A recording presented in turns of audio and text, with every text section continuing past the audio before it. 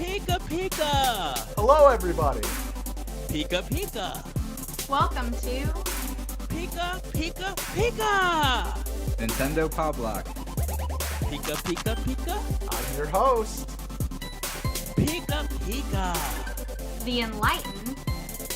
Pika Pika! And excited. Pika Pika! Eddie V. Eddie V. Hello, everybody. Oh, goodness, this Pikachu head. How'd you guys? Welcome to Nintendo Pow Block. That was so fun. Thank you, guys. There's something about speaking in Pikachu that just gets me revved up sometimes. But how you guys doing? Doing well, Ed. Doing well. Yeah. Yeah, doing You good. very well. That was a lot of fun. Yes, we're gonna get into some quick housekeeping. This is episode 244 of Nintendo Pow Block Podcast. Each and every week we come together to talk about games and everything we love about them with our friends. You could join us live on Monday at 8:30 p.m. Eastern Time on twitch.tv/BossRushGamesLive Live and be a part of the conversation. But if you can't join us live, no big deal. You can head over to youtube.com/BossRushGames and BossRushGames.com to watch this show or listen on your podcast service of choice. Remember to subscribe, follow, rate, and review whenever you consume us. It helps us out with discoverability. And check out our family of shows whenever you listen to your podcast.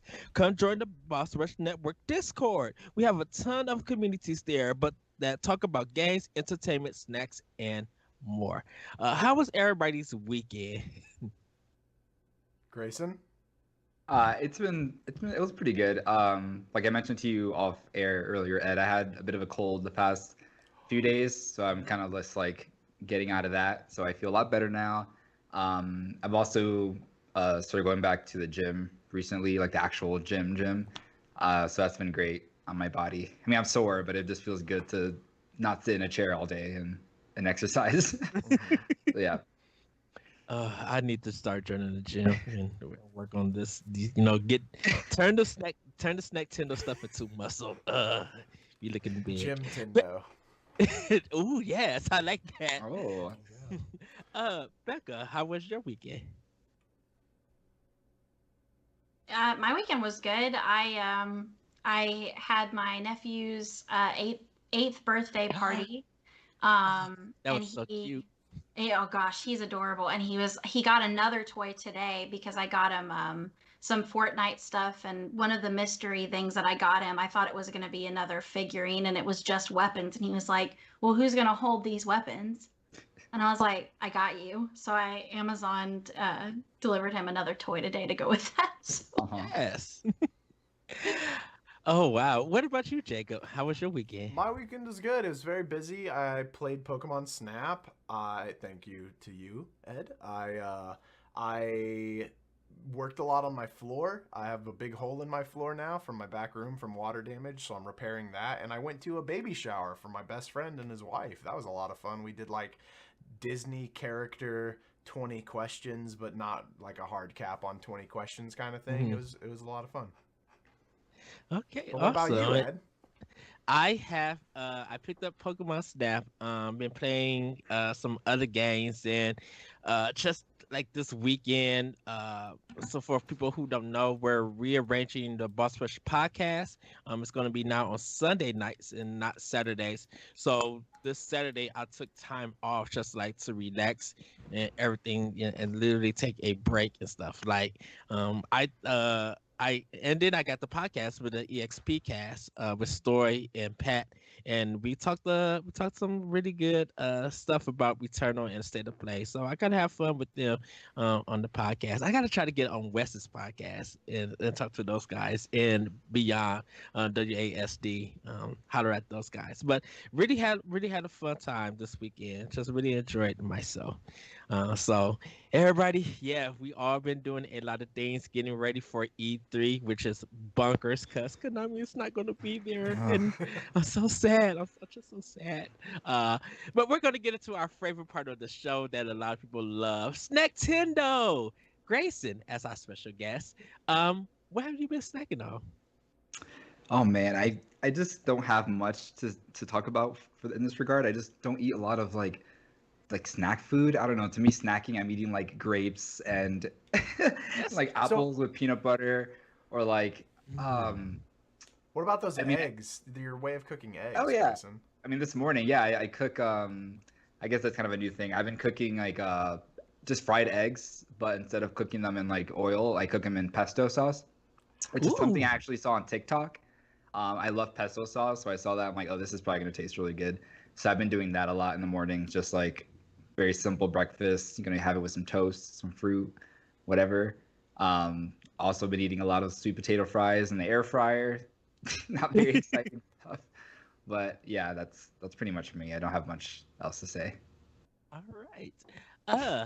Jacob, where have you been snacking on? Well, so my most recent snack was a Magnum bar. It's an ice cream bar. It had this one particular one had caramel in between, like it's like the ice cream, and then there was a caramel layer, and then a chocolate shell layer. And I had one of those today after helping my parents around their house, just like as a little snack for myself.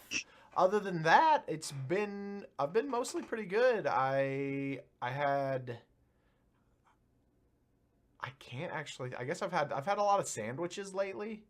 Oh, nice. That's been fun. Just kind of mixing up different things. I want to make my boss at work. Talked about making fried bologna, and then Becca talked about fried bologna a few weeks ago, and like now I just want to make some of that.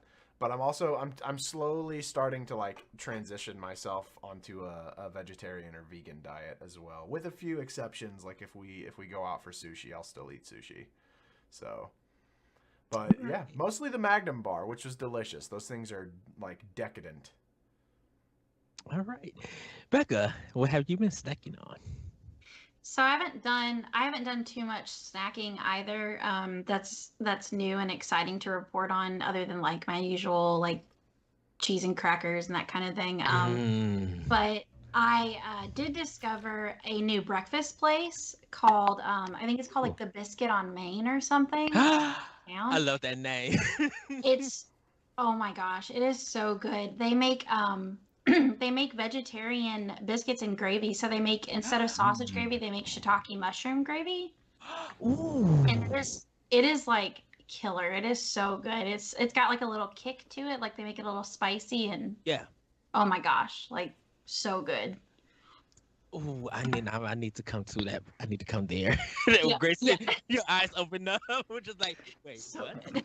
I love biscuits and gravy, and it's so hard to find a good vegetarian option for that these days. Because there's a Denver place. I mean, there's a biscuit place like that here in Denver. I forget what it's called, but I've had the mushroom kind of gravy, and it wasn't that good, and I was very disappointed.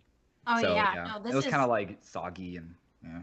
yeah. If you guys ever come to Nashville, let me know and I'll hook you up with some Fun. amazing vegetarian biscuits and gravy. Fun fact about breakfast in Nashville, though. Becca and I were having breakfast at, what was that place called? First Watch? Oh, First Watch. And we yeah. saw, I don't know if anybody cares, but we saw, I think it's Butch Cassidy, the guy who created Fairly Odd Parents, or Butch Hartman. Yeah, I was gonna say okay. Butch Cassidy. Yeah, no, sorry. Yeah, Interesting. I don't remember. I'm bad with names. But yeah, he like just randomly walked in and sat down very close to us and was having breakfast. He And had it was a like- Oh, yeah, he he had had a Danny he had a Phantom mask on.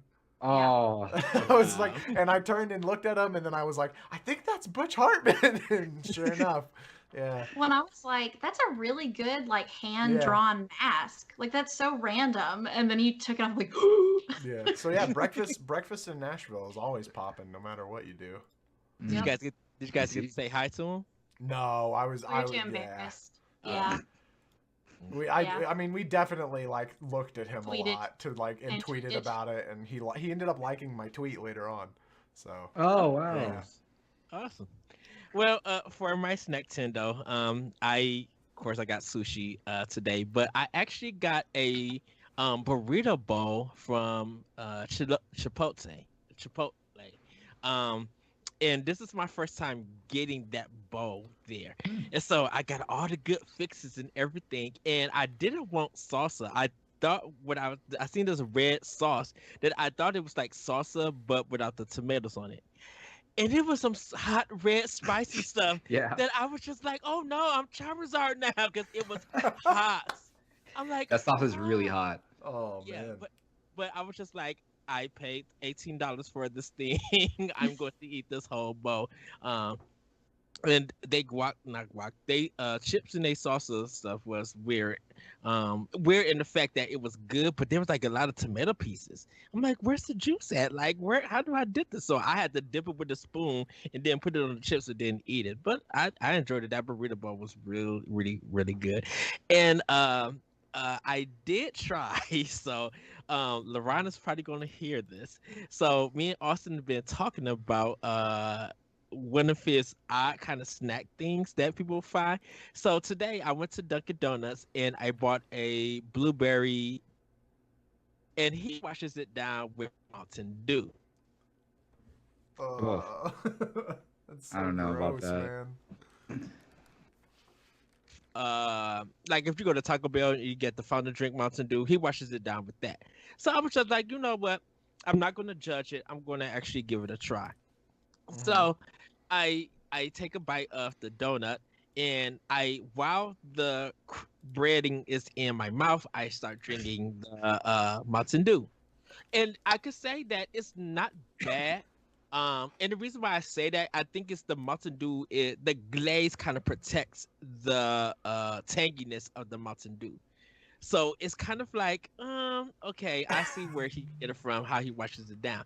Now, if you drink the Mountain Dew after the breading, you get a weird taste because your tongue is still got the glaze, and it's trying to adapt to the Mountain Dew flavor. So it's not bad. I understand why he like it. It's like I said, it's odd. But I didn't have a problem with it. I'm just like, oh, this is a nice experience. I do have another Mountain Dew with the sausage, egg, and cheese croissant. Because he drinks that too. So I was just like, God. maybe this will work too. So I will see. Last but not least, Oh, Oh, Ed, I think we lost you. oh no. Oh no, you're Nope. back. Okay, you're okay. good. Oh, sorry about that. I brought uh Haagen-Dazs vanilla thing, and I bought the orange vanilla Coke and made an orange vanilla Coke float. Um, Ooh, that You're and sounds. a mix master, Ed. yes, we've been talking about root beer floats like this past week, and I'm just like, man, it's about to hit the summer, and I have one. So I think I kind of made it wrong because I dumped the whole vanilla thing in the cup and then poured a little bit of the Coke thing, and plus the Coke was also cold. Wondered, are you supposed to have the Coke warm and the ice cream cold? No, Or no, you can have them both cold. okay, Yeah. so it was very interesting. It was a nice taste, a nice kind of float to it. And it was really good. I'm just like, I haven't had this in a while, so I wanted to make one. So, but it was quite delicious. Because they orange vanilla tastes like a little bit like sherbet, so I thought I was going to get that taste. I think next time I'm going to do a cherry Coke float, or maybe try the cherry vanilla float. I was See Mm. what? I was gonna Okay. ask you, Ed, do you have Cookout near you? The chain? No, I do not. If you go somewhere where they have one, get a cheerwine float because that's gonna have the cherry soda with the vanilla ice cream in it. It's so good. Mm. It's really good. I think I've heard of the place, but yeah, I'll look it up. I'll definitely look it up. And Yeah, I think you would like it. of course, I'm gonna make the drive. Oh yeah, I probably will. A lot of things that people have been recommending, I have enjoyed completely. So next week I'll talk about the Pepperidge Farm stuff that I bought. I got Jack from Geek Road 27. He I tell him I buy a lot of stuff from our Pepperidge Farm outlet store, so I spent like $15 buying Pepperidge Farm stuff. So I got some of the fish. They got a s'mores fish thing, and they got a fudge brownie. So I'm going to try that next time with it, and I'll talk about that next week. But everybody, that has been our snack tendo. I want to give a shout out to Still Shay. He kind of showed us like he made some Mexican with some rice. AK Munger got some vegan ice cream called I'm trying to get it. Louis, I think that's it. I think that one looks really good. Uh, Stephanie K showed us some chicken kai proa, and I pulled up a seat and wanted to get some, and she said that was very spicy as Thai food, and once again I turned it to Charizard. Uh, and she actually made me a plate, and then I ate it and fell asleep because I became a Snorlax. Last but not least, Logan, he has tried original Thai and butterscotch. Kind of like some meal that he tried, and then he's making some barbecue. He's making some pasta with Doritos chips in it. Um, so it's kind of interesting. So those have been our snack Tendo. If you guys want to check more of our snack Tendo in the discussion, we have a Discord for Boss Rich Games. Come and check us out and tune in into what we've been snacking on. But we're gonna move on to our game fact events. And guys, I got one for you, and this is kind of going to be a little bit of a throwback. If you haven't heard, there was a line called the Touch Generations. And Nintendo branded it for to use for the Nintendo DS and the Wii, and it was just showing games created to appeal to a broader audience, mainly adults and the elderly, than the original traditional gamer. Nintendo retired the brand with the launch of the Nintendo 3DS in 2011, 6 years after its introduction. Regardless of this, some titles that were introduced under the brand continue to receive follow-up entries to the contemporary and future Nintendo consoles. Now, one of my favorite games is Elite Beat Agents, and Yep. that was part of the Touch Generations. But they also had Wii Sports Resort, Wii Sports, Wii Play, Wii Party, Wii Music, Wii Fit Plus, Wii Fit, Wii Chess, and then some Japanese one, Endless Oceans, the Brain Age game, the Ten Dogs and the Ten Cats. They were part of the Touch Generation, and just along with that, Nintendo's, which was one of the popular titles, that sold 23.96 million Woo. units as of May Jeez. 2009, Wow. with Brain Age selling at 19.1 million units, and Brain Age 2 around 15 million units as of September 2015. And these are on one platform. So Nintendo made that coin from the Touch generation. Yeah, clearly, man. Holy cow. Wow. I knew Nintendogs was really popular. I had no idea it was that many selling popular. I Yeah. think it was a lot of people's first DS game that they got. Like when they got the DS, they got Nintendogs because that was definitely mine. That and Brain Probably. Age. I know I Yeah. had it. I just don't remember if I got it afterwards or if I got it before. Because I know, like, the Metroid Prime Hunters demo was, like, my first game. Yeah, that was mine too. Yeah. And it came with that little thumb. The Yes. thumb. Yeah. Which Yeah. that is the best Thumbstick thing. thing. Like, if you don't have that, I hate using the stylus, the little thumb pad. I transferred mine from the DS to my 3DS when I got the 3DS because I loved it so much. There was another DS game that came out around that time. I feel like you might know it, Ed, but it wasn't Nintendo. Was it I don't think Feel the Nintendo made it. Magic? Yeah, yes, Feel the Yeah. Magic XY touch. Yeah. Yeah. I played that game too, and I remember that being very weird, but is I super liked it at the weird. time. I have no idea what you were doing. I just remember it was a lot of tapping and touching and like trying to get maybe a relationship back together or something like that. I don't know, but it was very weird. I think they Yeah. reference it in Super Smash Brothers for the Wii U. I think. Probably. Yeah, Hotel Dust led me to it because I remember buying Hotel Dust when it first came out, and I was just involved with that story and that gameplay. I'm just like, this is so good, and didn't realize it was part of the Touch Generation games. I just love the Um, idea of holding the DS sideways like a novel, and you're able to just like it was way more comfortable than holding it the normal way. You know. Did you Yeah. guys ever play Guitar Hero on the DS? Yes, I did. You had like a buttons that you had to plug into your GBA port, and like you Nice. plug those in, so you're like stylusing like this, and it hurt so bad, but I beat that game because I was like, I want to play. Oh. I just got It's to. rough, but it was all good. Elite Beat Agents was definitely better than Guitar Hero on the DS. So Absolutely. Yes. We was what we was talking about on EXP about Leapy Ages, and it was just like every time you hear that "You're My Inspiration," Yeah. Hmm. that song because of Elite Beat Ages has made it more popular because everybody they be like, I played this song. And then people would do like the dots and stuff and roll it in at different parts like they knew it. Do It's oh go ahead, Do Jacob. you think did Elite Beat Agents kind of lead into that? I think it's called Osuo game on the computer. Have y'all seen that where it's literally it's like Elite Beat Agents where you like click on the screen and then like have like you have to Uh-huh. click and drag and stuff. But it's a computer Yes. game where people do that with their mouse.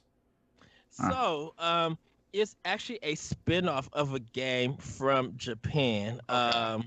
1 second. So it's the spiritual sequel to Osu Tatake Omanda, a Japanese-only rhythm game released in 2005, and it was developed by INIS. And so it was different in Japan, and they finally tried to bring one over to America.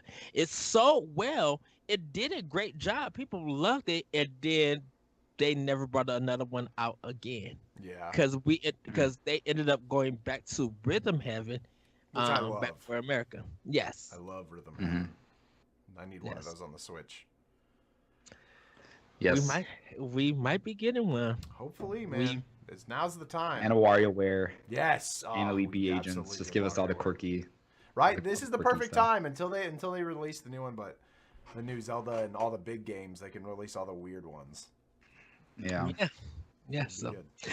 well, everybody, that has been my Game Fact events, and now it's time for Family News. Jacob, take it away. Yeah, absolutely. So our first story comes from our very own Dan Murphy via BossRushGames.com and from Nintendo themselves. Super Mario Party got a free update after 2 years. Very strange. Nintendo announced in a tweet that Super Mario Party for the Nintendo Switch has received its first update since it was released on 10/5, that's October 5th, 2018.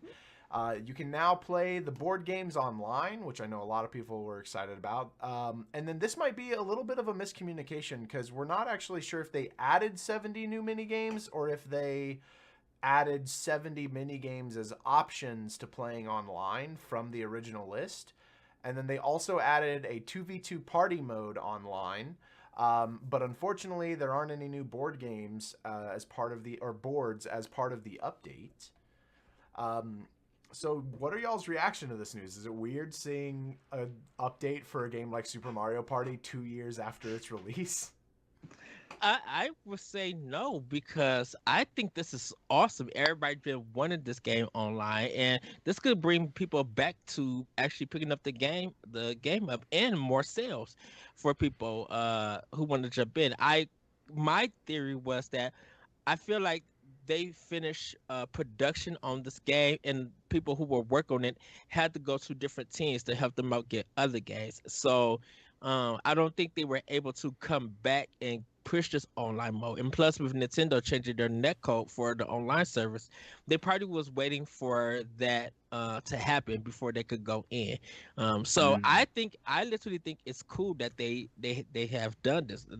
Look, if Destiny could restart their whole game from the original time that it came out, Nintendo could do the same thing and just add a whole different function.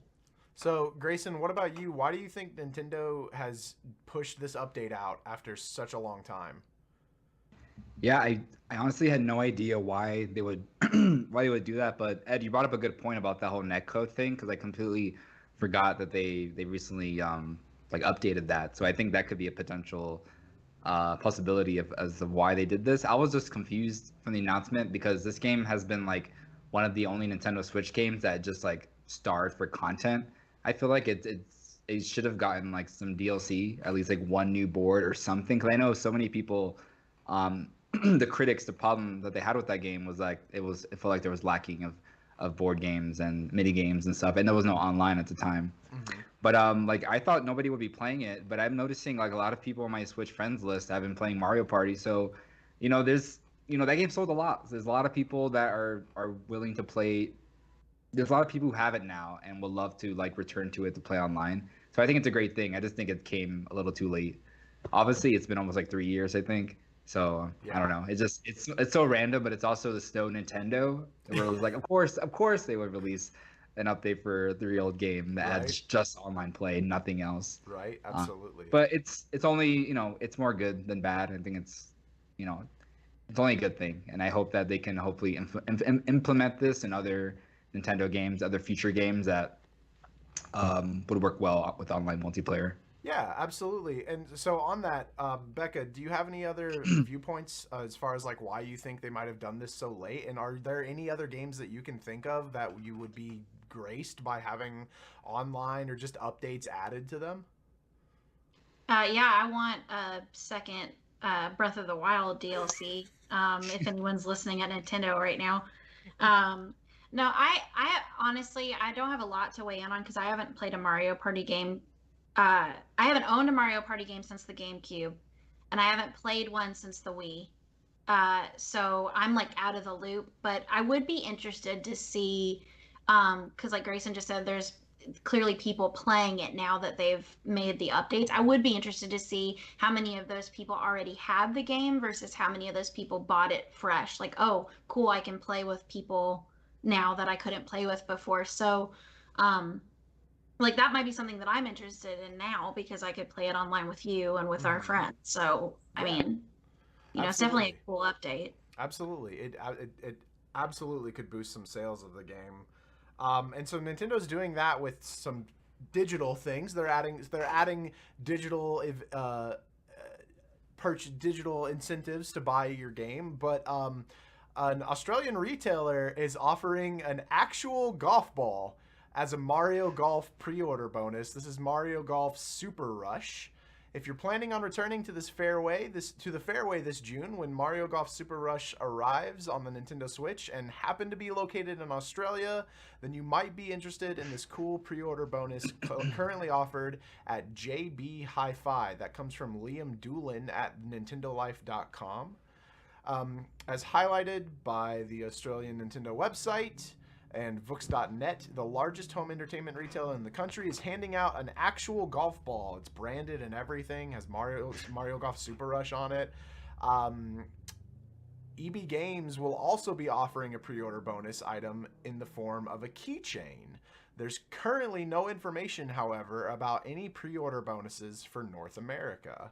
And so, Greysun, I want to start with you. It seems like North American gamers typically miss out on pre-order bonuses. For fans of mainline Nintendo games and all things physical, we had a conversation on physical games versus digital last podcast. Yes. There seems to be a bit of a sore spot for Nintendo America, and it seems like we don't get a whole lot. What are your thoughts on that? I mean, I have no clue. I don't know why this always happens. I remember this happening with like Xenoblade Chronicles Definitive Edition, where I think the UK version of the collector's edition has so much better stuff, and the Americans were left with like the lame, watered down package. I don't know whether it's because they feel like they can't handle the sales that the bringing it to the West would garner, like just because it'll be more successful. Like maybe they're just doing this in Australia because they know it's not going to sell like crazy amount of copies there, so they're able to produce a limited amount of golf balls. But like I don't know why they can't just release it here and have the same, limited quantity. I mean, I don't know. I'm actually not a collector. I'm usually I go mostly all digital for my games. Same here. I've never purchased like a huge collector's edition of any video game in my life. I don't think so. So I don't know. It's just like you just look at her camera and it's just like boxes and boxes stuff. Yeah, I don't know why that stuff happens. Like why we get like the crappy collector's edition. It just doesn't make any sense to me. Okay, so that's interesting that has there. You say that you haven't bought anything in particular, but has there been any sort of collection thing that you've gotten into that was game related or something, some like maybe figure or statue that you were just like, I have to have this? No? I don't know why. I'm just not the only thing I've ever purchased at all is Amiibo, and even then I only have 4 or 5 of them. Right. So I'm just not. I just don't like having things in my house. I sell all my old games. I'm terrible. I know. I'm the No, problem. no, I'm the same way with everything that isn't Nintendo related stuff. Becca, I do know that you are a big collector, as am I with physical things. What about you? Is this something, I know we talked about it a little bit? Is this something that you would be interested in if they were to bring it to America? Yes, I would. Thank you for asking. I want to move to Australia just to have a golf ball now because I am a big collector and I'm just a sucker for if I'm going don't get me wrong, if it's a game that I'm not excited about, I'm not going to go out of my way to buy a collector's edition of it because I'm not that far gone. But like Story of Seasons, I love those games and I've bought every single little Moo plushie collector's map thing that they've had, and I got the Catherine. Yes. I don't remember what the new edition of Catherine is called, but I got that, and that had like the keychain and Or the full body. Full body. full body. Thank you. And then like just that kind of thing, and like it really hurts my soul. The Link's Awakening release in the UK for the Switch had like the most amazing collection set, and we got like, I think ours was like, here's your notepad. It was And it's a like, notepad and a pin, 2 pins. I was like, oh thanks. Mhm. Like, I don't know. So like I really do like that stuff, but yeah, I do feel like we for some reason get gypped, and it's sad because it's like, okay, you don't even have to give it to me for free. Like, I will purchase the golf ball if you allow me to buy the golf ball. So yeah, I was real sad when I saw that article. And then same question for you: has there ever been a collection item or some sort of pre-order bonus that you were like, I have to have this? Yes, the Moo cows. I'm sorry. No, the one that I can remember truly that I was like, yes, is actually this release and the first release of Skyward Sword. Mhm. Because I had to, that was like my first adult, I have a job real purchase, was getting Skyward Sword with the Symphony CD and the mat, or the poster, I mean, and then I got the gold Wii Motion remote, and that's still one of the coolest things. And so when they did the Joy-Cons this time, I was like, oh my gosh, yes, like my nostalgic heart is beating for this. Like, I need it. So yeah, I that's almost my bought big. those. Those are Oh, really they're pretty. so cool. Oh, they're so pretty. I'm so excited. Jacob actually got them for me for my birthday. So They're so nice. I don't have them yet, but like it's It's so worth it. It's almost here. And what about you, Ed? Are there any games that you want to see? Do you want to see more and frequent pre-order bonuses coming to North America? Are you excited about the golf ball idea for Mario Golf?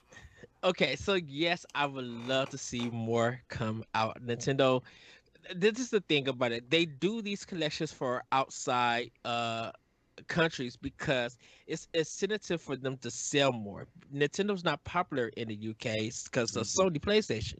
Nintendo may not be popular in Australia, but if they got these goods for people to be like, "Ooh, I like that," people will go and get them, and it's good for people who want to do importing because the Metroid Metroid Samus Return 3DS that they did in Europe was amazing, and people didn't even really like buy that game in the UK, and people for America were just like, I will pay you 250 plus some dollars if you buy this game and send it to me.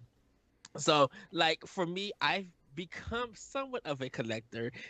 Grayson, I know you mentioned Xenoblade Chronicles. I pre-ordered Xenoblade Chronicles to get the collector stuff like the art book and some of the things. I got the Xenoblade Chronicles 2 and the definitive edition collection. I have Ori the Blind Forest for Xbox, and then spent $150 some for the Switch version for 1 and 2, and it's just like, if Nintendo would get it, I spent $100 some for the Monster Hunter collection, for Switch, and I love, like, if Nintendo would put more out of this, I I want more of it because people are willing to go out and purchase this. They will spend the money to go get it. Yeah, the pre-order stuff might be a hassle. You might have to choose who you go with to go get it. But if they were able to make a lot, people will go out and buy it. If they want to resell it, that's up to that person. But like, if Skyward Sword came out with a whole different unexpected collection, oh for sure I would buy it. Everybody's waiting for to see will there be a Bayonetta 3 collection? Will there be a Metroid Prime 4 collection with all the Prime games and a special disc where you can play the DS games or the handheld ones for $100? People will go nuts. I might have to buy a LeBron one. 'Cause, So you know, Ed, so then a kind of a little bit of a different question for you, because we all know that you are a huge collector and will buy up as much as you can. What has been your favorite collector's edition that you've bought? my favorite that I have kind of collected is the Ori and the Blind Force Mm. collection for the Switch. Um the box is gorgeous. Yeah, the box is gorgeous. The both physical games, seeing the artwork, the music CD. I'm like, And wow. that's got that They like stained glass thing too, right? Yes, Yeah. yes. I am 8-bit went out all on this, and I'm just like, yeah, this is worth the money. Very So. cool. Very cool. And before you move on, Yeah, yeah. and I think that's why people love limited run games when they Mhm. do their collections. Mm. People will go and buy those collections first before they buy the standard ones. For sure, for sure. Well, so we haven't heard anything as far as like collector's editions or pre-order bonuses for Mario Golf here. It's possible that we might hear something if a retailer leaks something, just like our next news story, where an ESRB rating may have revealed that Ni no Kuni 2 is coming to the Nintendo Yes. Switch. This comes to us from Adam Bankhurst via IGN. He says a new ESRB rating for Ni no Kuni 2 Revenant Kingdom Prince's Edition may have been revealed that Bandai Namco's RPG will soon find its way to the Nintendo Switch. The ESRB's rating lists Nintendo Switch as a platform for Ni no Kuni 2 and gives it a T for teen rating for fantasy violence and mild blood. Ni no Kuni 2 Revenant Kingdom was originally released in 2018 for PS4 and PC, and it quote distinguishes itself from its predecessors by layering fast-paced real-time combat and an engaging kingdom-building system atop more traditional RPG systems and quests. Now, I know our JRPG fanatic, Dan, is not here tonight, but for the panel, what are y'all's reactions to this story? Is this a Switch port that y'all are excited about? Have you played the original Ni no Kuni game? I believe it's the White Witch. And then what other games from PlayStation specifically or PC would you like to see ported to the Switch? Ed, let's start with you. So I own this game. I own both games. I own the original one on PS3. I own two on PlayStation 4. Beautiful game. The Studio Ghibli look is just mwah. But my question is, because I think this is level 5. Mhm. And I thought level 5 weren't bringing any more games to North America. I don't remember if they've announced anything like that. Give me a moment and I'll look that up. Or which is who makes the Professor Layton games? That is That's level 5. That is level Yep. 5, yeah. Yeah, you remember they ended up closing their US market that they were going to be making games for it. Yeah, this is true. This Really? is true. Level 5 has reportedly halted nearly all operations in North America. So I haven't see, played that. yeah, so seeing this game being ported to Switch, I'm like, wait a minute. I already got my $60 waiting to go. Like the moment it drops, that's waiting. I was kind of confused, just to be like, oh, game is going to sell bunkers on Switch. Mhm. Because a lot of people who seen it on PlayStation 4 were just like, oh, it was a beautiful game, but it got literally ignored. Yeah. And so it's going to have that Dragon Quest 11 effect where people are going to be like, oh, it's on Switch, I'll pick it up. You know, and so Yeah. I'm looking forward to this. I'm glad that the Switch port is happening. I don't even know, it's a rumor. And I think, like I said, more people will pay attention to this game when it comes out. And I think it would kind of show level 5 that, hey, we never given up on you or Mhm, anything. mhm. It was just unexpected that you halted production because there was just too many RPGs and great games coming out. You know, and if this shows level 5 that hey, we still want your games to come to Nintendo, hopefully they'll reconsider and open back up and bring more games here. Absolutely. It's so I sad. personally would love to see Level 5 come back to Nintendo. Fantasy Life on the 3DS was one of my favorite 3DS games of all time. Yes. Becca, I don't believe you've played any Ni no Kuni games before, but I've heard that it's typically similar to like Pokemon meets just like your typical JRPG like Final Fantasy or Dragon Quest. Is that something that you might be interested in? Maybe if they did like a discount on the original Ni no Kuni game with the release of Ni no Kuni 2? Oh yeah, this is definitely something like I have not played them before, just because I pretty much exclusively play Nintendo. But it does look like something that I would enjoy if it came to the Switch. So I would definitely try it out. Okay. Do you have any other PlayStation? I know you're also a big PlayStation fan for like the PS2 era. Do you have Yeah. any PlayStation games that you'd love to see come to the Switch?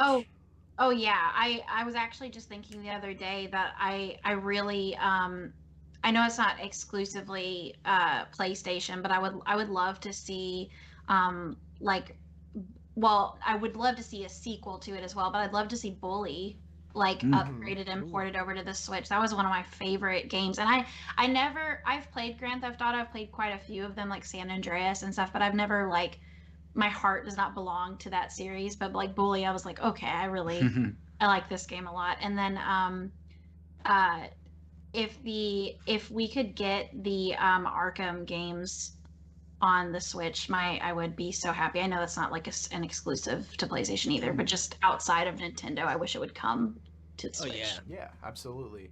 And Grayson, what about you? Have you played any of the Ni no Kuni games? And if so, do you have any sort of any feelings for them and them possibly bringing this to the Nintendo Switch? And then also, how do you feel about these sort of things leaking via stuff like the ESRB rating system and retailer websites?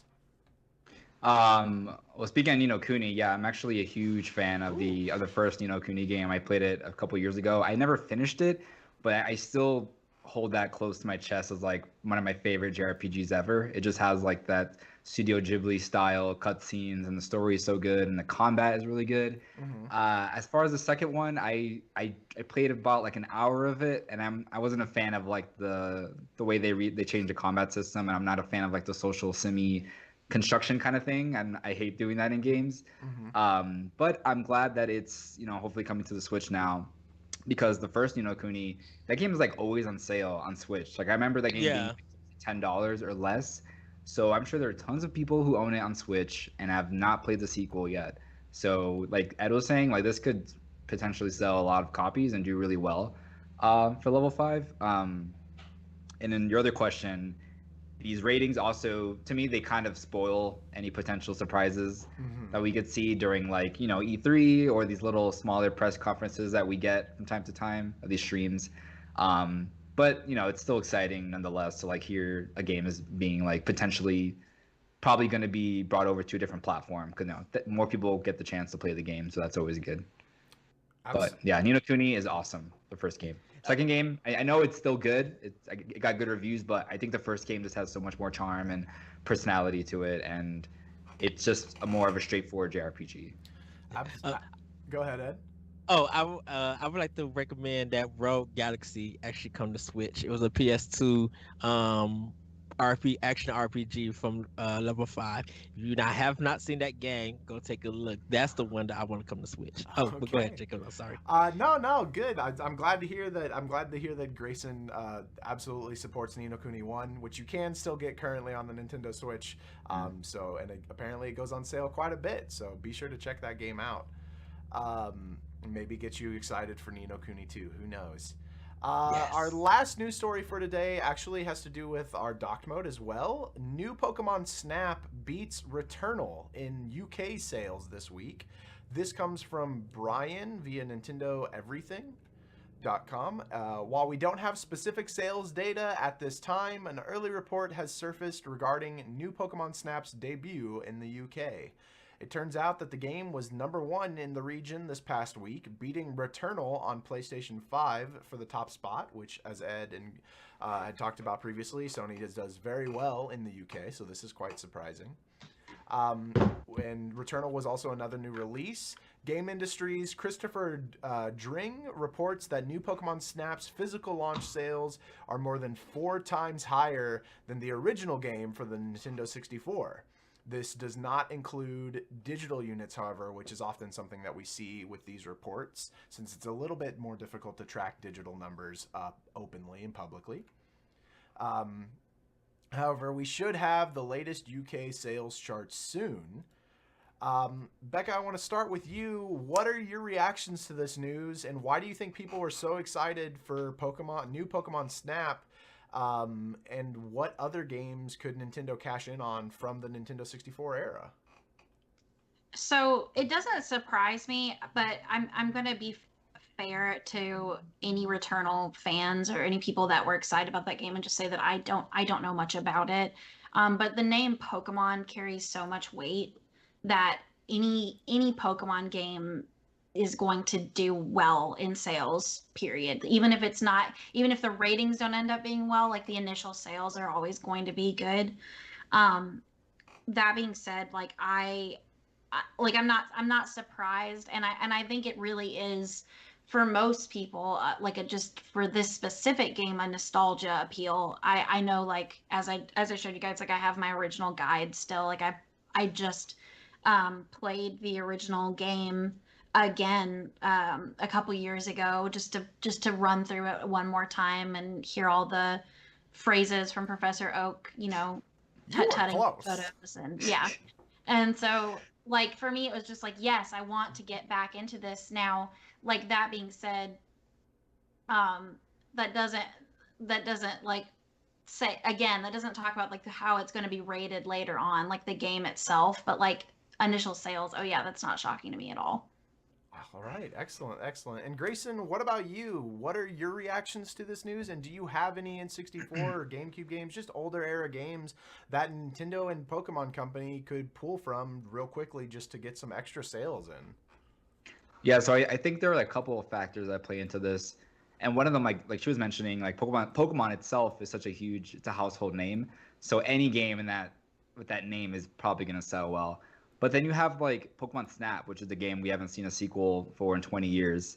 So yeah, you have that nostalgia factor playing in. And then Returnal, even though Sony has been marketing it as this big PlayStation exclusive, it is only available on PS5, which is a console that is very, very, very hard for people to get at the moment. It's not available on PS4. It's not available on PC. So I think that also has something to do with the sales. And, the Switch has been selling so well, and tons of people in the UK have a Switch. So it's like, when they have a choice between which game to buy, it's like, well, they're going to go with the console that's available to them and the cheaper game, because Returnal is also $70, which is also, I think it's something that deters people from purchasing it on like day one. I feel like that's like a wait and see kind of game, which is how I've been doing, because I bought Pokemon Snap instead of Returnal, and I was teetering on which game I should purchase, but pretty much just because Pokemon's cheaper, I was like, well, I'm gonna do this, and I know what I'm going in for. I know what this game is because I played the original. But it's still surprising to see a PlayStation title like not do as well, because like Ed said, PlayStation is huge in the UK. And for other games, I would love to see a new Pokemon Stadium. That's a series that I've been wanting to come back for so long. Being able to like connect with friends online and play cute little Pokemon mini games, and then having to like be able to battle each other with like really modernized visuals, because you kind of have that with Sword and Shield, and you can play online, but the game doesn't look that great. It doesn't look like new Pokemon Snap, for example. So having like a Pokemon Stadium 3 with online features, and maybe developed by Bandai Namco, because they always make the prettiest Pokemon spin-off games like this, and Pokken Tournament. So yeah, I would love a Pokemon Stadium or like a Pokemon Battle Revolution, or even Pokemon Coliseum. Like I love the side stuff that Pokemon does, so I would be there for any of that type of stuff. Nice, excellent. And before we get over to Ed, Becca, did you want to mention any N64 dreams that you had to be coming to the Switch? Yeah, I got really excited. I know N64 is not Coliseum, but that would be amazing, Grayson. Yeah, if they could bring back Jet Force Gemini, like, oh my gosh, Yes. like I would never stop playing it. Like it's so like the multiplayer alone would be just so fun to play, but like just I would cry. I would die happy. Like that would So be amazing. if Everyone needs Nintendo, a chance to if be the tank dog. if Nintendo keeps talking to Microsoft, there's a possibility we could get one. I know that would be so cool. Any rare games, I'm just like, give me. Yes. There is indeed. And Ed, do you have any final thoughts on Pokemon Snap beating Returnal in the UK, and also an N64 dream game for you to Pokemon or non-Pokemon to bring to the Switch? So it is surprising. The thing about it is Returnal is a new IP for the Sony for PlayStation 5. This is their first kind of exclusive game for that system for first party that they have released. So people kind of went in knowing that, seeing the state of play and seeing how beautiful and everything it is. People were still kind of weary because it was a roguelike design game. Where new Pokemon Snap is, people have a lot of memories with the series back in the day. So to see that they got people get excited to take more pictures about Pokemon again, and seeing people stream it and now posting their Pokemon and stuff, and getting a little bit frustrated because that Pokemon they get the picture just right, and then it turns and it's like, wait, what the world? And it's just like it's bringing a lot of people joy. And a lot of people feel like it's a comfort game to them. And I think Returnal is just Returnal is for the hardcore people who want something, who like that stress feel kind of, if I get hit one more time, I'ma die kind of feeling. A lot of people just be like, I want to play something that's more relaxing. After everything that has happened, I want to play something relaxing, and it feels like new Pokemon Snap has been that game for them, and people have been enjoying it. So to see that this happening in UK is very surprising. I think once more PlayStation 5s get out, Returnal might just hit the #1 spot, or it might sell more. If people who know me, I put on our Twitter page for Nintendo Pow Block, go celebrate for those who are getting Returnal, because it is a new IP, and we here at Boss Rush, we celebrate all gamers, PlayStation, Xbox, PC, whatever game comes out, go and support them and be excited for them. I was excited for Pokemon Snap and for Returnal happening, because it's two new games that anyone and everyone can enjoy, and I've been excited for that. And so just to see that this happening in UK brings my heart joy and everything. But hopefully, hopefully people, regardless of what the sales are, that people continue to love this game, and hopefully Returnal does get more sales once more PlayStation 5s become available. So. Absolutely. Oh, And your dream N64 game? So my dream N64 game, of course, is Pokemon Planet League, the Puzzle League. Puzzle League. Okay. Puzzle League. That one, I kind of would love for. Oh goodness gracious! What I if can't believe I'm saying this. Battle Royale? Yeah, what if they did a Puzzle League, Pokemon Puzzle League 99? Oh, I am here for that 100%. Yes, I would be here for that. I kind of, and this is really crazy, but I would kind of love Resident Evil 2, the N64 version, to come to Switch. Okay. Not the remake of 2, but the cartridge version, because I love that game on N64 with it. And yeah, Becca took mine, Jet Force Gemini. I love that game. And Blast Corps. I would love to see Blast Corps, because I never got a chance to try it, and I would love to see that game. Sorry, everybody. Mischief Makers also. That just hit my mind.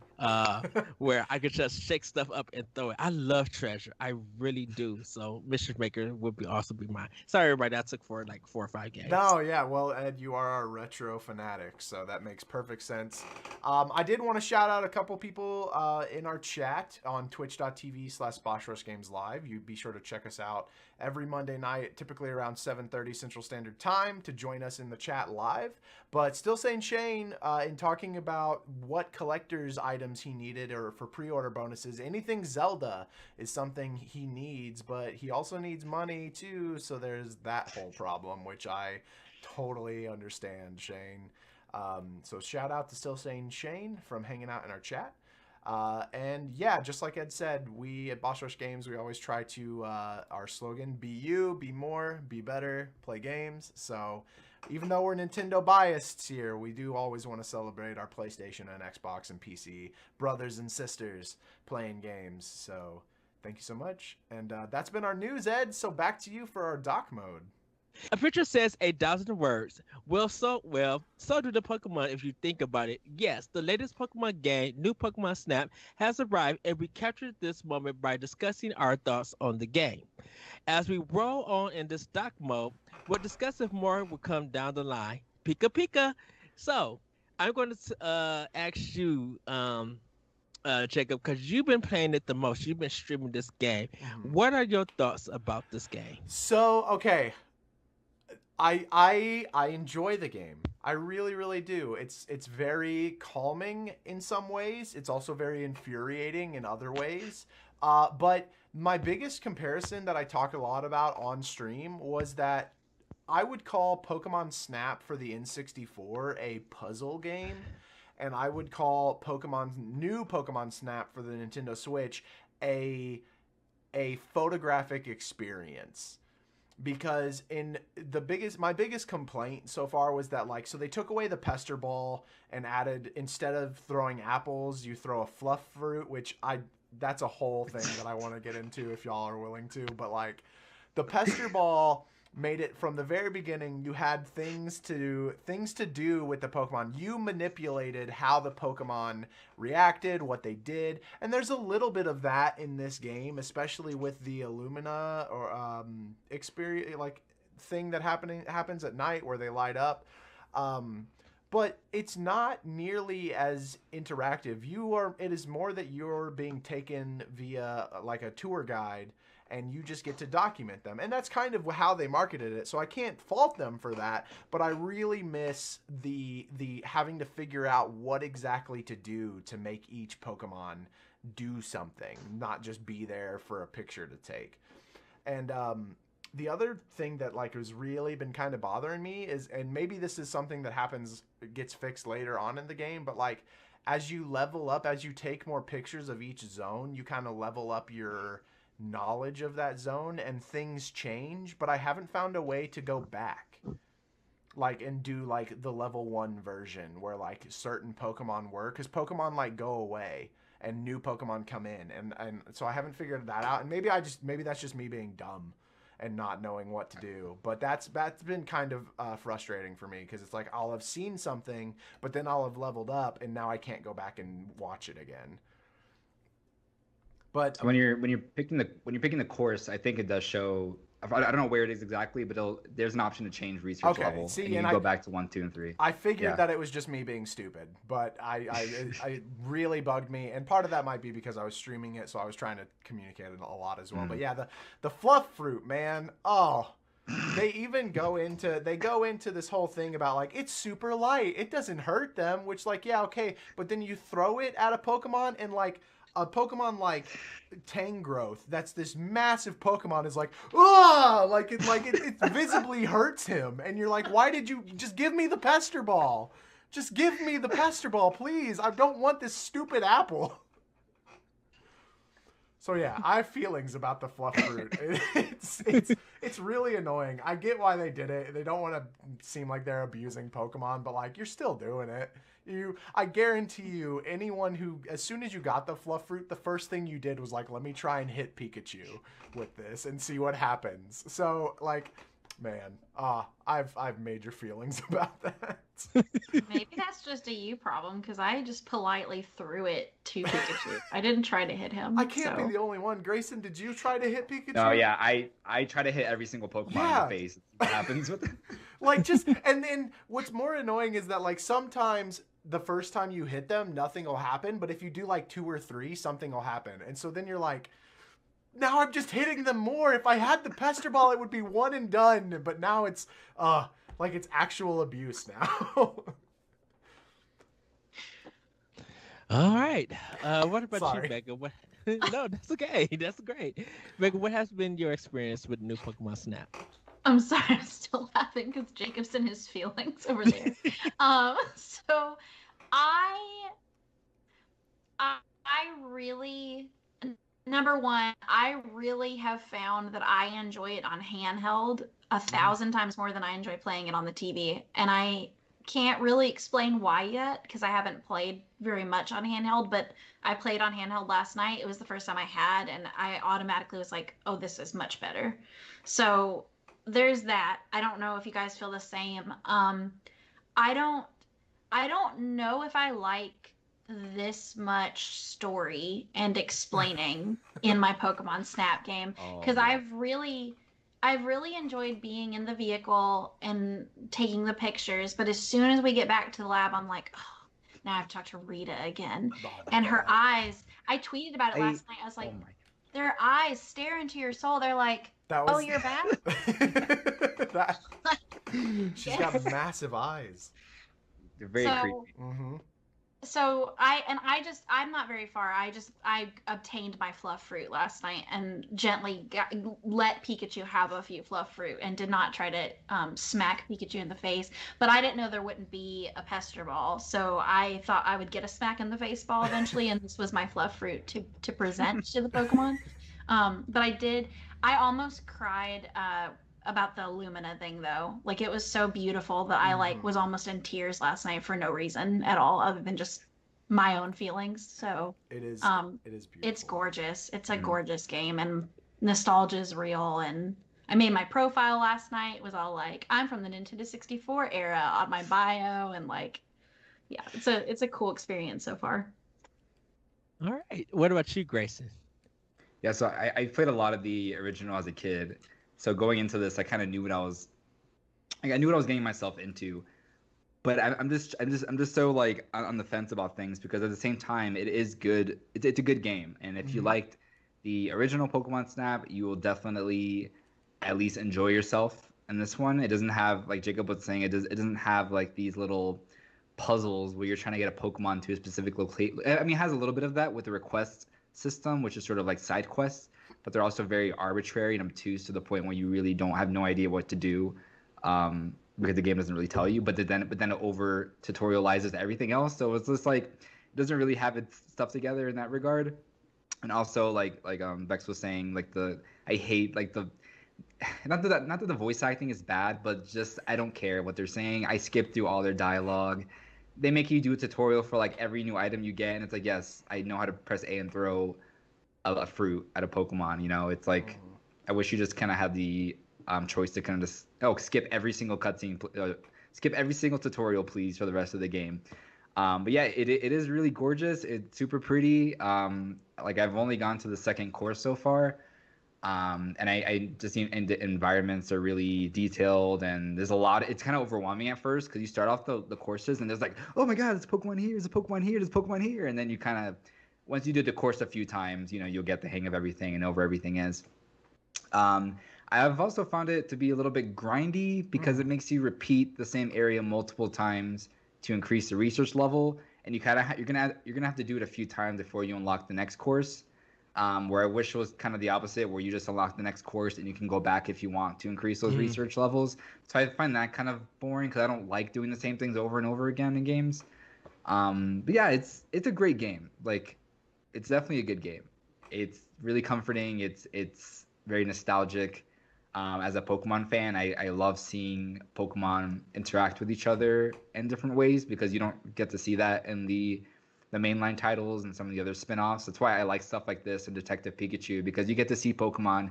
You're not seeing them fighting and battling each other for once. You're seeing them just chill out where they live in their environment, and you're seeing them kind of interact with each other. And there's some really cool moments that you can get photos of, either by throwing the fluff fruit or just like using your scanner to get them to get their attention for the photo. So there have been moments where I'm like, oh my god, this is such a good photo, and I'm like snapping and snapping away.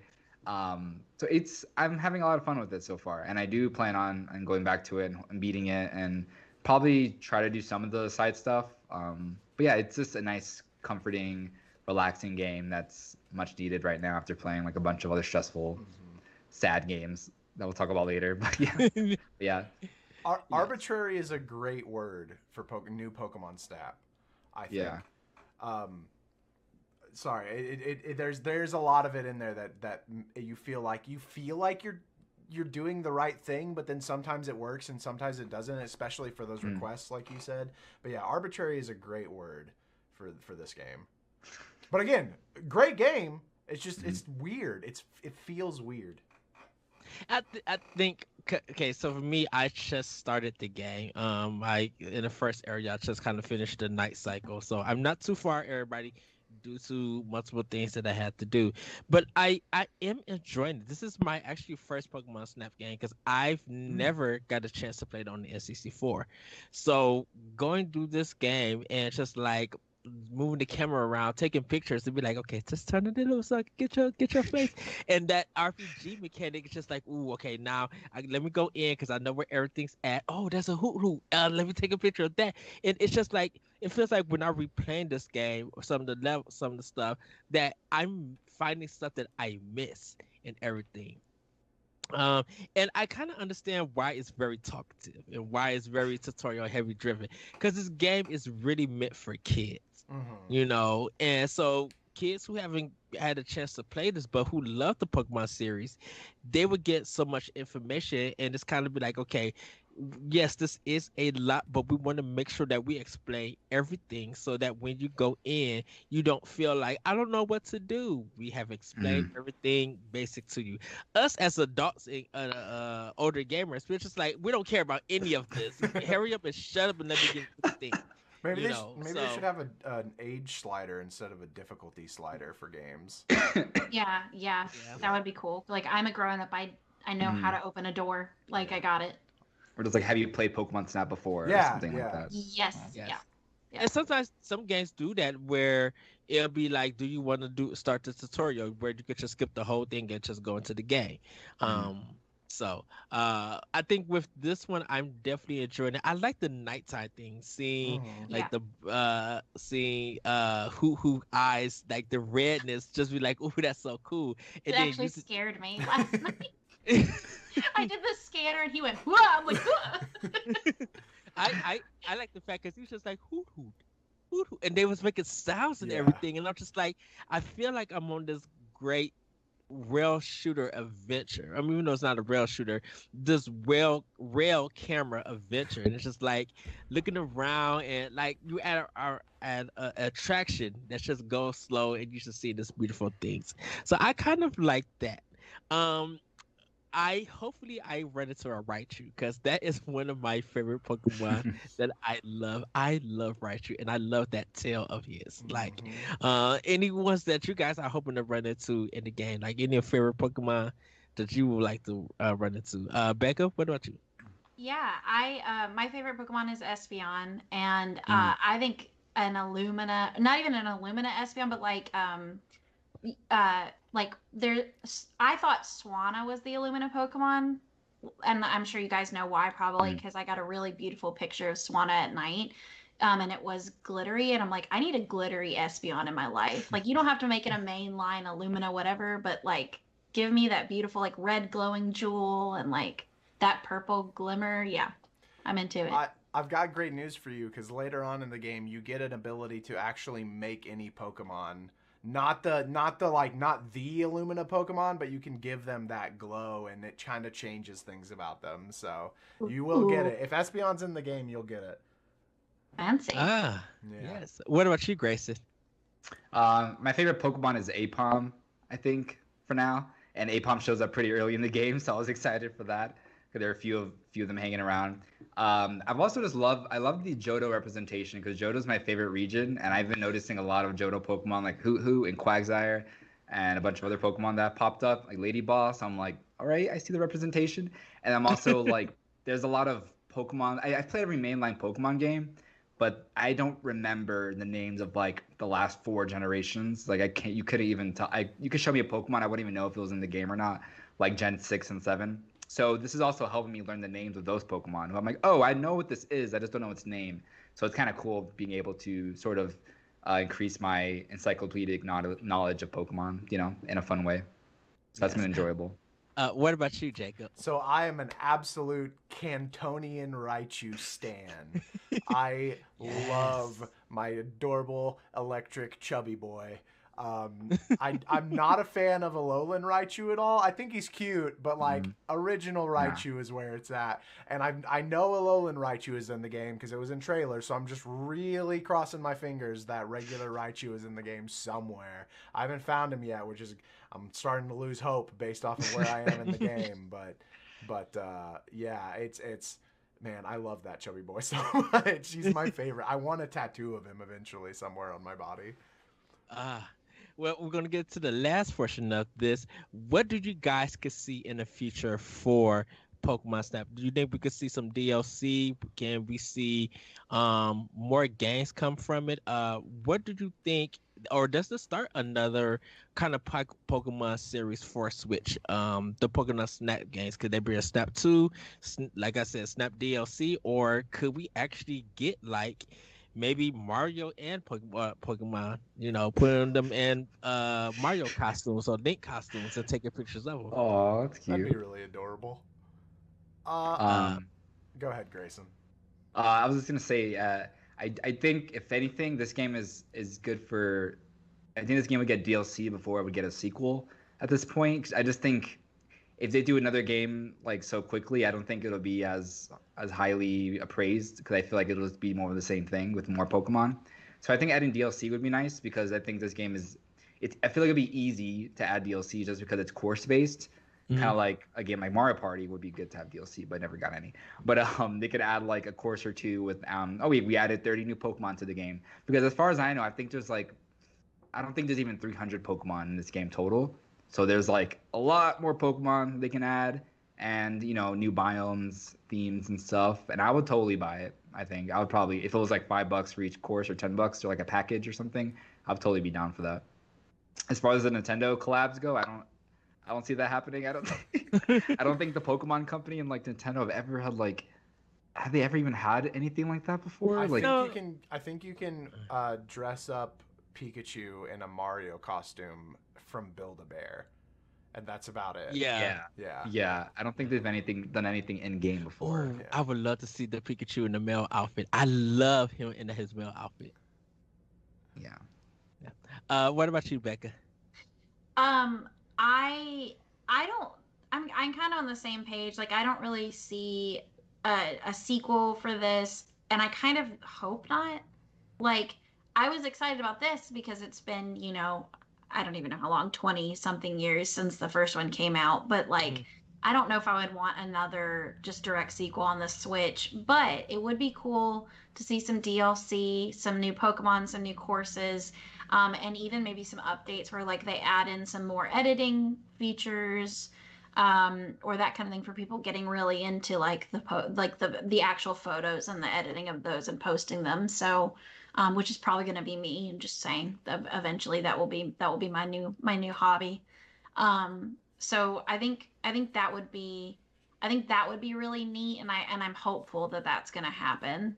But as far as like an actual sequel or a collab, I don't feel like that's going to be part of the mix. Okay. What about you, Jacob? Yeah. I really just echo Grayson and Bex.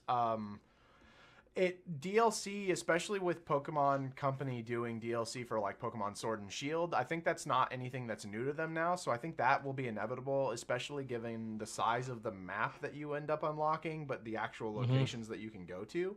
I think that just makes sense. Plus, with as Grayson said, the number of Pokemon. Mhm. I do think that will be where it stops, unless. So the reason it took 20 years, as Bex was saying, to bring a new Pokemon Snap game to the mix was because they just didn't feel like it was exciting anymore. They didn't feel like there was anything worthwhile doing. And I think that this game is so beautiful that making a more HD Pokemon Snap game wouldn't be worth it. And that I think the only way we would get another Pokemon Snap game would be like if they could do holographic, like holograms or virtual reality, or even maybe further than that, like actual Pokemon at like a park or something, like at a theme park or something. But I just don't think that there's really anywhere else that they can go. Like everyone was saying when they were calling for a new Pokemon Snap game was, what do you mean there's no reason to make one? Make them look better. Get that's great. That's what we want because the original one's all polygonal. And that's what they did. And so I think that that's kind of their plateau for this. But DLC, I think, definitely is a thing coming for this game. Absolutely. Okay, so for me, I was thinking about it. I'm like, yes, I don't think a sequel probably won't happen for years to come, which would be fine.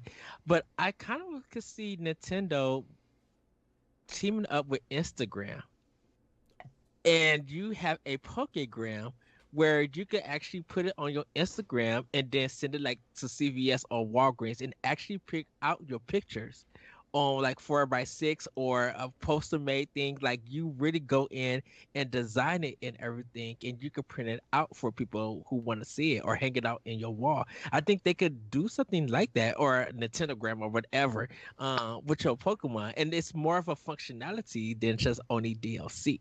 So they could go places with this and continue to add more. Like when the new Pokemon game comes out, they could be like, here's some Pokemon from that game, and here's a level and stuff. And, they could, instead of it now being rails, you could walk on foot and start taking pictures and everything. You go in that cave and take a picture and see whatever that bat thing is of a Pokemon and stuff like that. And like take pictures of them.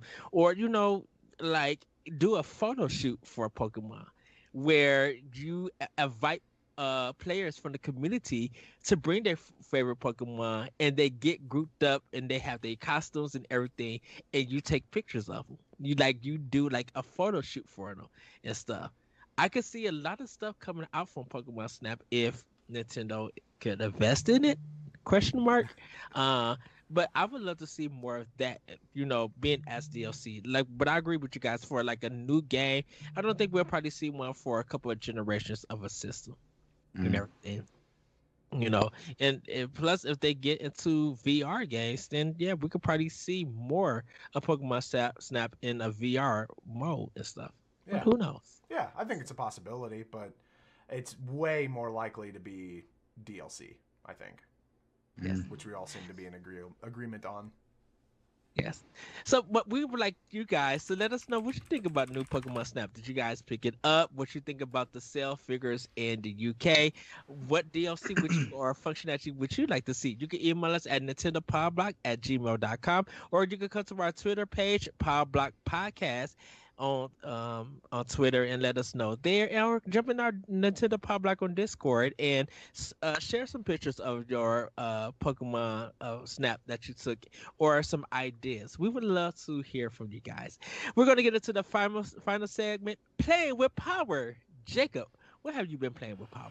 Yeah, so I recently, right before Pokemon Snap released, I've been playing a ton of Monster Hunter. Finally hit a point where I'm like, all right, I can relax on the Monster Hunter a little bit. I've put almost 250 hours into this game now. I think I'm good.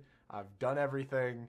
And they did release the new update, so that was fun. But right before Pokemon Snap released, I decided that it was time, after our conversation last week, for me to play the Phoenix Wright games. And yes. So a thing that I'm not super known for, but I do like to do a lot and I want to do in the future, is voice acting. I love doing voices and just being a goofball, and would love to see my voice in games. So I kind of fulfill that by doing the voiceovers of the Phoenix Wright games on my Twitch, and had a ton of fun with that. Chat was laughing and having a ball with me. I have been meaning to play Gree, per everyone's recommendation, but I just keep putting that aside. But then other than Phoenix Wright, it's been Pokemon Snap and Monster Hunter for me. All right, Becca, what have you been playing with power?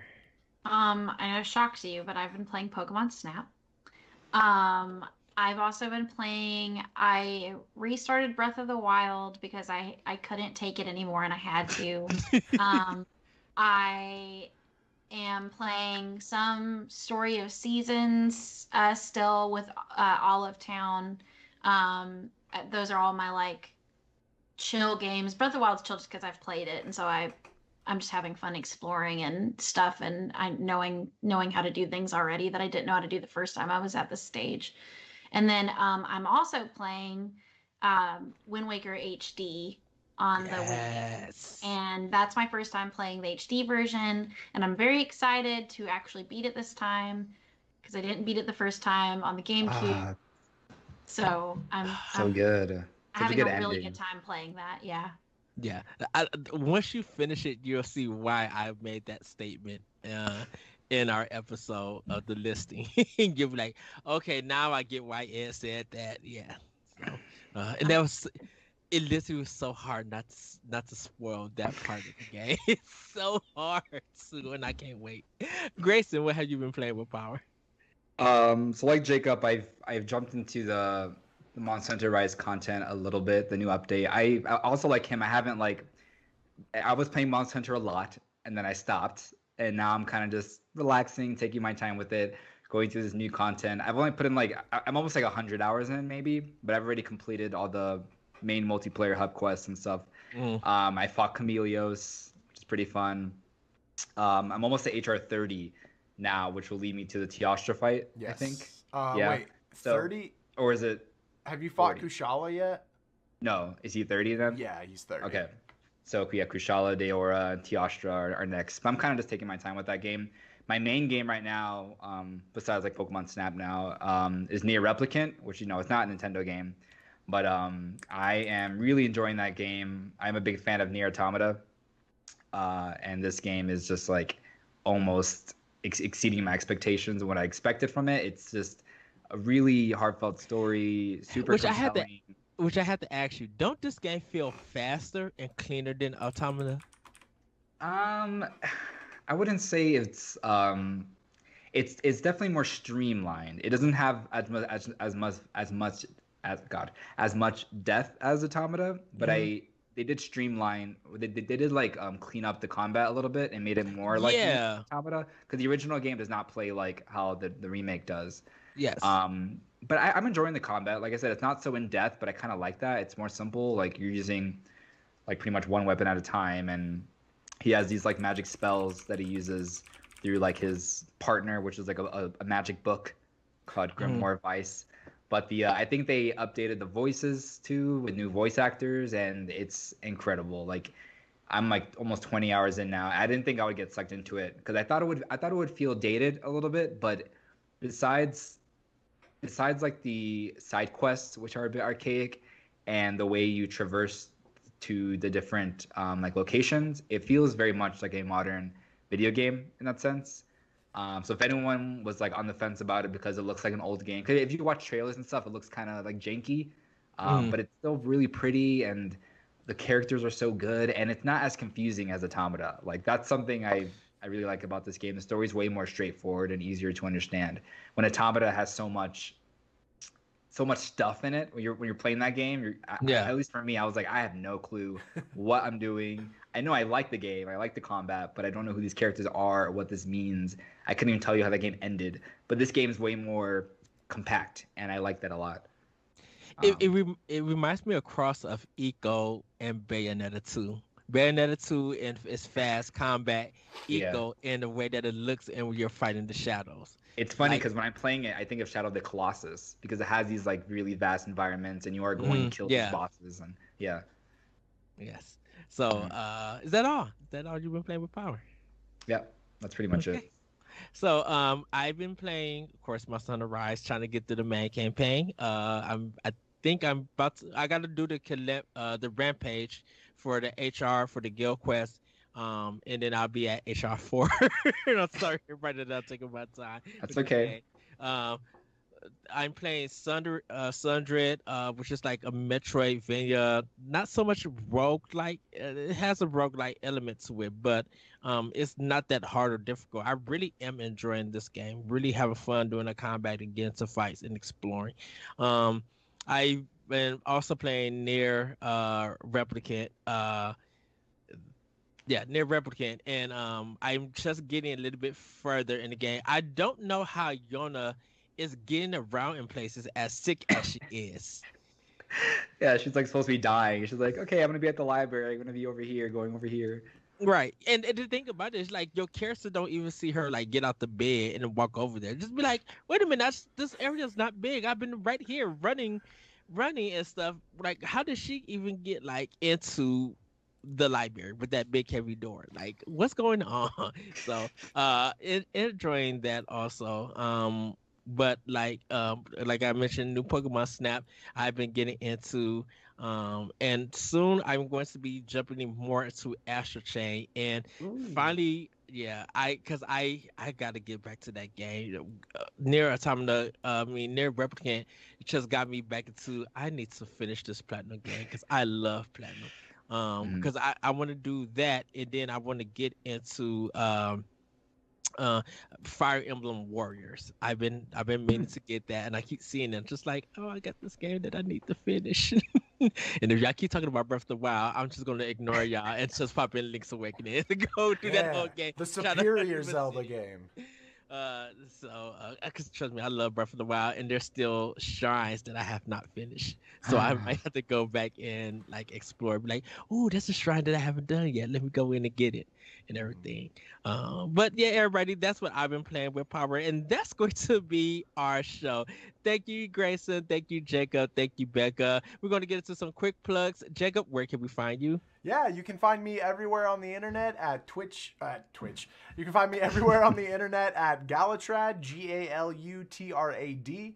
You can mostly find me on Twitter, twitch.tv/Galutrad. I stream, right now we're doing Pokemon Snap and Phoenix Wright, so be looking forward to that. And then you can also join the Otter Kingdom Discord, which is my Discord, where we do a community game night on Saturdays, and sometimes we just hang out and chat with each other. It's a lot of fun. And we also just talk constantly every day about games and just random stuff going on in our life. So we'd love to see you there. All right. Becca, where can we find you? You can find me on Twitter at Rebelody, and that is pretty much where I frequent. I'm part of the game nights with Jacob and his community, but I am not an entertainer. I just like to game. So. All right. And Greysun, where can we find you? You can find me on Twitter at Greysun Morales. It's just my first name and last name. Very simple. You can also find my writings over at GameRant.com. And then I also have a podcast. It's called the Positive Players Podcast, which you can find on Twitter at Positive Play Pod. I haven't done an episode lately, but I have a couple good ones on there with really cool friends that are kind of in the industry. And we sort of have these one-on-one interviews about like how they got into the industry, how they dealt with COVID last year, games that they were playing during COVID and stuff like that. So it was something I'm really proud of, and it's something that came out of COVID. So if anyone wants to check that out, there's like 10 to 15 episodes available. So yeah. Yes. You guys can find me on Twitter at ThatVirtualCode. You can check out Optional Opinion on SoundCloud. You can also check out World 11 Podcast on Podbean.com. Check out also our other podcast family of shows here on Boss Rush Games. We have Arsenal X, our Xbox podcast, Crossroads, our PlayStation podcast. We got Boss Rush podcast, our main line show, Hunters for Hire, our monster podcast with Jacob and LaRon that they host, and Towers Casual with Josh and Corey. We also got 1v1s. We talk, not coffee talk, talk the walk, recap is what I mean, not retalk, recap, talk the walk, and more here at Boss Rush Games. You can check our writings at bossrushgames.com. Join our Discord for Boss Rush Games. And yeah, follow us on Twitter, like I said, at powblockpodcast.com. And also check out our first and second class of podcasts. You can find more of their information on our Discord channel. With that, everybody, have a great week. Have a great weekend. And also, if you want to join our writing team, come to our Discord channel. We have our writer community there. You can look for David Lasby. He'll be able to help you out, and come join us. Come write some blogs with us. Everything. With that, everybody, have a great week, have a great weekend, and we will see you next time on Nintendo Pow Block. Pika Pika! Woohoo! Pika Pika!